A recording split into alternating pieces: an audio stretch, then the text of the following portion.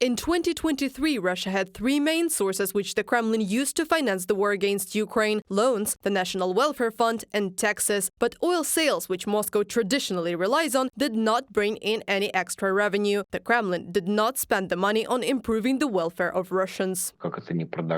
Paradoxically, but the life of those who work for the war improves. Meanwhile, the life of those who work in less popular spheres, such as healthcare or education, only gets worse. In the next 3 years, the Ministry of Finance has budgeted for a sharp increase in interest payments on state debts. Already in 2024, the government will spend 1.7 times more on servicing loans than in 2023. And in 2024 and 2025, these expenses will double.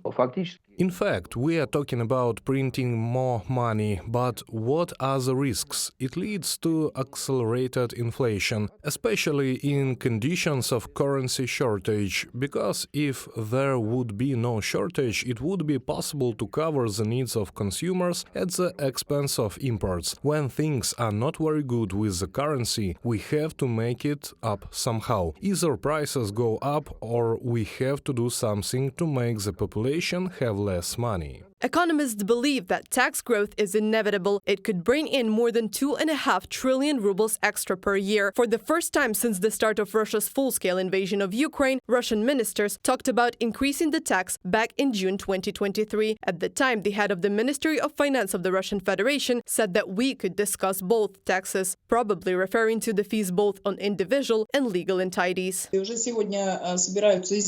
Today, they are already going to change the flat taxation scale, which Putin himself was so proud of when he introduced the 13% income tax. In fact, it will simply lead to the growing corruption, including among the inspectors, because the more expensive taxes are, the more they will have to pay off the inspectors to pass these inspections. So, in any case, in my opinion, there will be no economic development in Russia in the coming years.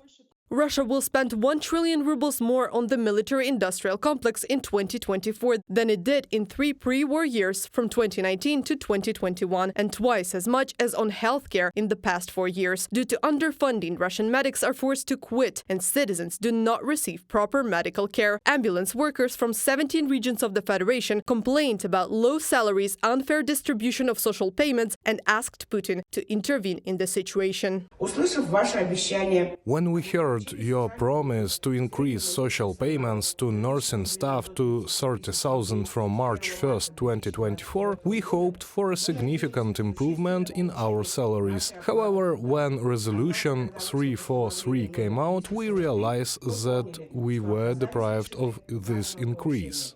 Another sphere that objectively characterizes the quality of life in Russia is housing and communal services. The result of the survey, in which almost 16,000 respondents from 87 regions of the country took part, showed that 60% of Russians have encountered problems in the housing and utility sector over the past year. Reported by Anastasia Tarnavska, Yulia Bil, UATV News.